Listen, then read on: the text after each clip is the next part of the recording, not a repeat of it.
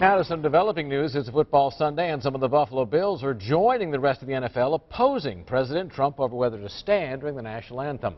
On Friday, the president said players who don't stand should be fired.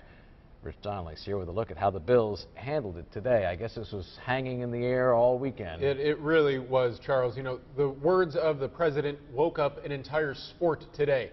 Players from every single NFL team responded to the president's harsh words about kneeling during the national anthem by protesting during the anthem today.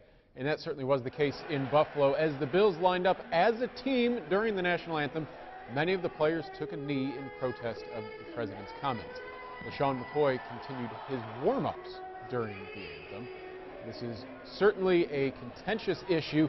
And as for what the Bills said about their protest today, we join Breland Moore live at New Era Field.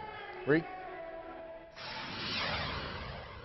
Thank you, Rich. Well, yeah, the Bills took a 26-16 win over Denver today, but that was not the only focus here at New Era Field. After President Trump lashed out against the NFL player anthem protests, players, coaches, and owners alike around the league have been voicing their opinions.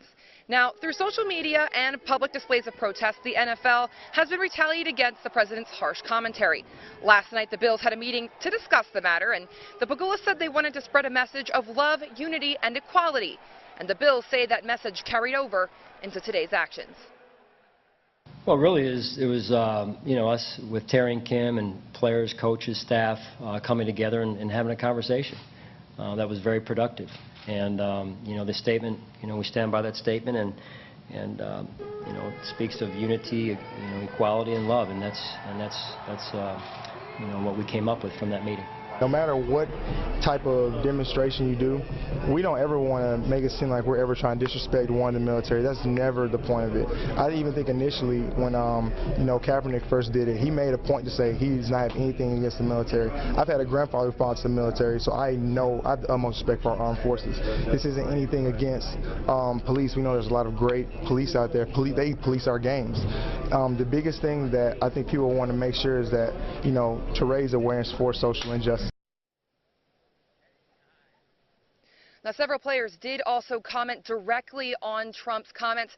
You're going to hear from them. Most notably, of course, is running back LaShawn McCoy. You're going to hear from all of them coming up in the Sports Block. Rich, I'm going to send it back to you. Thank you, Breland. The players taking a knee were not the only people with opinions about the president's comments. What looked like a normal tailgating session in the parking lots outside of the stadium before the game turned into a conversation about constitutional rights among Bills fans. Definitely not the most common circumstances at a Bills game. Here's how some of the Bills fans viewed the players' protest. Every NFL player, every person in America has their constitutional right to do what they feel, and I do not feel like they are going against that constitutional right. And I think it's really disrespectful for the kind of money that some of these players are making.